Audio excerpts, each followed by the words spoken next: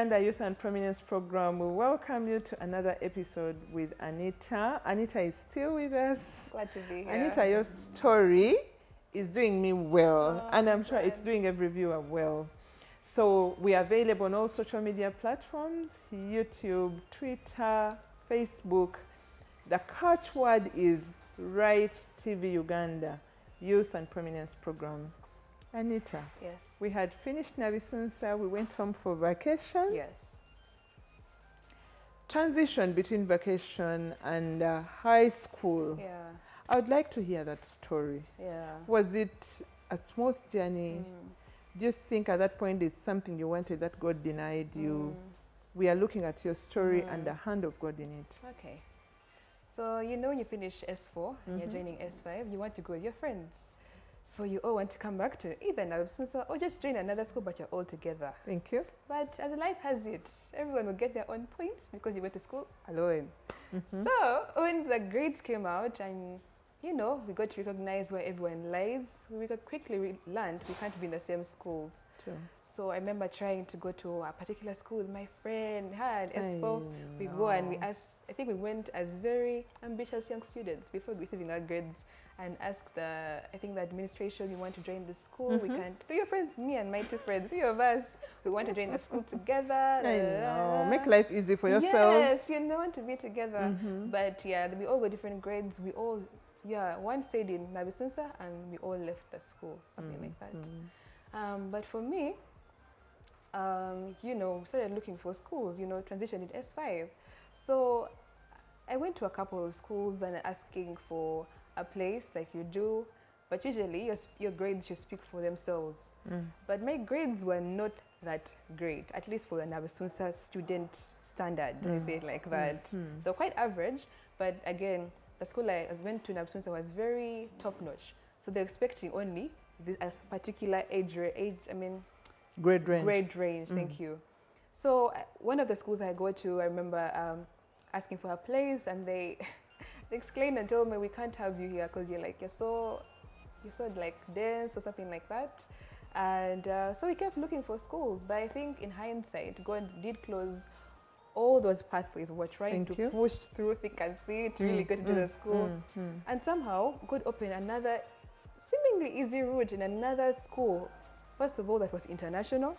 And my parents are proper traditional Africans, so they don't understand international systems yet.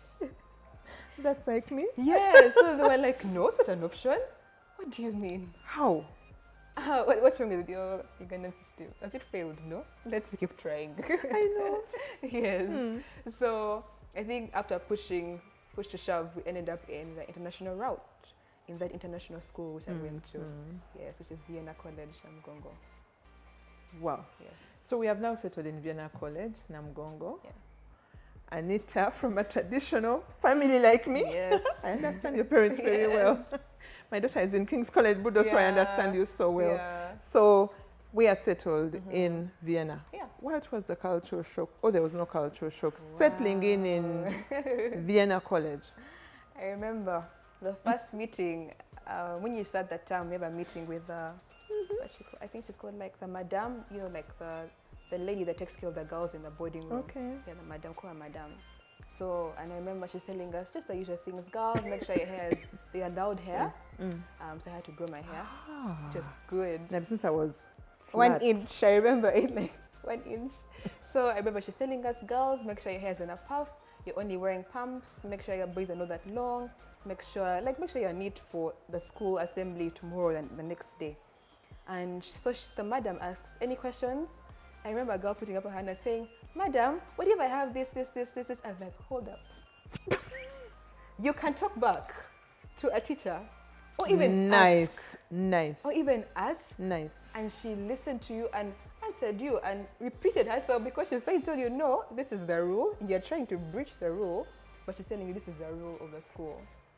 I was amazed. Because as from your neighbor, you keep quiet. Cultural shock. You don't talk at a teacher. Or even ask. You die, you collapse. You collapse, just keep quiet, you just die in your struggle. So, fellow teachers out there, yes. Are we making our children collapse? Yes. So that was the first shock. Maybe secondly, people were allowed to have phones. Not from my parents though. I had no phone. I had no phone. Traditional parents. I'm telling you, we entered the school, but we were still traditional. I know. I know. Even getting my hair to be grown was also a whole, I don't know, interesting conversation as to why Anita must have hair in an international school. Guess what, Anita? I'll do exactly what your parents Wow. did. Yes. So you keep negotiating. Yes. And pressing the boundaries. Yes. I think what helped was one of the administrators did tell them that this is a school policy. Girls are supposed to have hair. She said, I think, for their confidence or something like that. So somehow, okay. They loosened. Yeah. That's the first thing they allowed. Only hair. I had no phone, and everyone in school has a phone. Now you can wear casual clothes, a lot of casual clothes. So for prep, so as opposed to UNEB where you have to wear like a standard sort of School uniform here, for prep. Yes, for prep people wear like casual clothes, like so like people don't rebound clothes, like the real. I was like, me how I like you, fam. With my 5 jeans and 2 shirts, you know. But yeah, I think that's how it was. A bit of a shock. Yeah, kids from other countries, you know. I quickly learned that my botanical name, actually not Ugandan. So like on the school rota, like when they are looking at students, they will see a lot of N names, NYA, starting with NYA, usually are Burundian names or Rwandan names. And then my name is somehow there. My other name starts with NYA. I know. So they'd ask me, are you Burundian? You didn't come with the Burundians, because usually they'll pick up from the airport in a bus, they come together, they're like a sort of community or Rwandans like that. They're like, you didn't come with the Burundians, how come they don't know of you? And I started to learn, am I not Ugandan? I'm not actually. So it's another day. I'm international. You're international. So I was like, yeah. So I would say I'm like Rwandan, Burundian, Ugandan. So yeah. Oh, sweet. African. I just love that. Yeah. So what subjects did you do at Vienna? And what was unique? Okay. Oh, yeah. The approach, the academic approach. Yes, the academic approach was very keen to be tailor-made for students. So firstly, when you join the school, you have an interview of your career path. This is S5. So you're not like you're not in your name where you're trying to figure it out when you're filling up job forms. Wow. Now in S5, you're joining. What do you want to be? Which university do you want to go to, for those who have thought that long ahead? And then you decide, so I want to be this. And then they tell you, okay, so if you want to be this career path, these are the courses you're going to take. For these countries, they want these courses that are keen. For these countries, they want these courses that are keen. So they really guide you from the start. And if you're a bit shaky, they'll give you a chance. You try, and this you're free to change, as long as you get comfortable. True. That's something about international school. They really care for the child. They don't just impose, and they listen to the child. So that was very, very keen. That's how I got to pick my combination, which was actually math, economics, art, and IT. No physics. Wow, going into architecture. Yes, no physics. Don't really need it actually. So you don't have to hassle with all those books. No need to do PEM, and then drop my art that I like. Remember. And the art is very complementary to architecture, actually. Yes, it is. Yeah. So you do what you love, and she's settled in, and we are forgetting Kakumba. Yes, it's okay. Yes. So what was the Christian environment like in Vienna? Vienna. It was very interesting. I love the way you laugh about it. It was very different, I like to say. But it was very different. Wow. I remember when you'd go for, I think the first services would have them in the main hall. They were organized by the church committee, which usually is just students, basically. Yeah, Christian students. And it was just that, like people come, of which they're like I think like 10, 15 people in a whole main hall. It was, first of all, it wasn't mandatory to go for church service. So after breakfast, people go to the pitch, or they go back to dorm rooms. Again, you have phones and laptops. So people are watching movies instead of coming to church. True, attractive, attractive. Yeah, so I think then the exposure is quite open, but it's like, I think for me, it's like putting you in the world and you're trying to figure out your way. Which path am I going to take? I think that's why it started to shape me to know which path am I going to take, because everything's open to you. That's so important, Anita. Yeah, you can choose. So of course I would. What did Anita choose? Sometimes I would go for Which a is movie. okay. Yes. Just say it the way it is. Yeah, sometimes I go for movies, sometimes maybe I attend church. But again, I grew up in a family where church was sort of mandatory, a norm, like a norm on Sunday you go to church. So because of that, I just knew Sunday is church. What do you do on Sunday morning if you're not going to church? I don't understand. But to other kids, they had other things to do because again, they grew up differently from me, exposed differently from me. Train a child in the way that they should go. Yes. When they grow up, they will not depart from it. Yes. Anita is taken to Sunday school. Anita is taken to church. She's a member of All Saints Cathedral. On a normal Sunday morning, she wakes up and goes to church. At Vienna College, she had the option of viewing videos on her friends' gadgets. But for her, Sunday morning was church. Yes.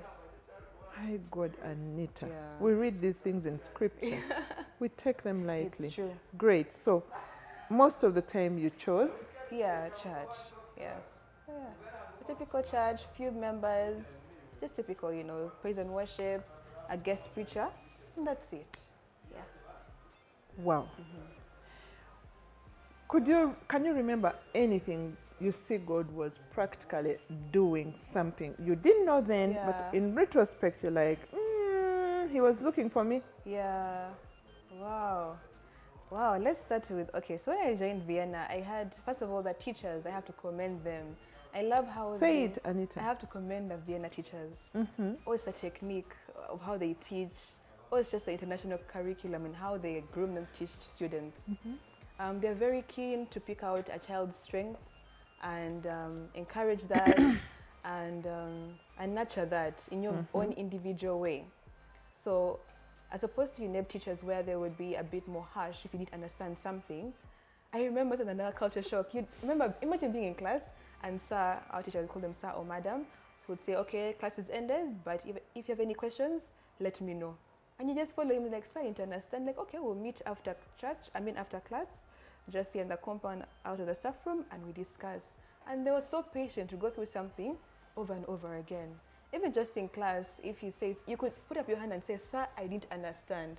In which UNEB school will you do that before they talk back at you? UNEB teachers like me? Yes. That's a very good rebuke, Anita. Yes. A very good rebuke. And they wouldn't talk back at you. They'll be like, oh, you didn't understand. Okay, let's pick someone to elaborate for you, or let me explain it to the whole class. Meaning, if you didn't understand, meaning someone else didn't understand. Have understood. Yeah, and they were patient. I mean, if maybe it was an off day and everyone is just a bit, like Sunday after, after lunch, lesson, people are a bit groggy. They'll just say, okay, we'll just stop here. Then we'll just have maybe an hour before prep and we go through this again. That patience, I applaud those teachers. Wow. Yes. The character of the instructor, the character of the teacher. Yes. So Anita, was there a special teacher who saw certain strengths in you? I'm interested in that. Yes. Yes. And did you see them nurture it? Yes. What did they do? What happened? Okay. So one was my math teacher. He really believed in me. I don't know if it's because he knows my father's an engineer.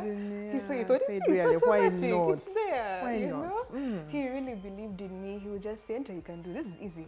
Pure math that you always wonder about. I remember it. Trigonometry so and the like. I know, divide dx. He made it seem like it was easy. It's nothing to be afraid of. It's just this. So I almost understood. He repeats it. It's just this, in a very calm way. I think the way he would treat you, not like in a very imposing. Kept you in a learning mode. Yes, in a learning mode. You understood, okay, let's do it again. I know. Just lacking on this subject, these topics, you're not so good here, let's do it again. Let's do it again. That patience, which is math anyway, it's a lot of repetition. Actually. Yeah. So apart from that teacher, we had an art teacher who, again, I loved art. So, of course, I gravitated to my art teacher. But again, I can imagine. Yes, my art teacher favored me and loved me. She did. So we had this event called Culture Day in Vienna because it's a school of different cultures, different countries. Everyone has to wear their traditional clothes for their country.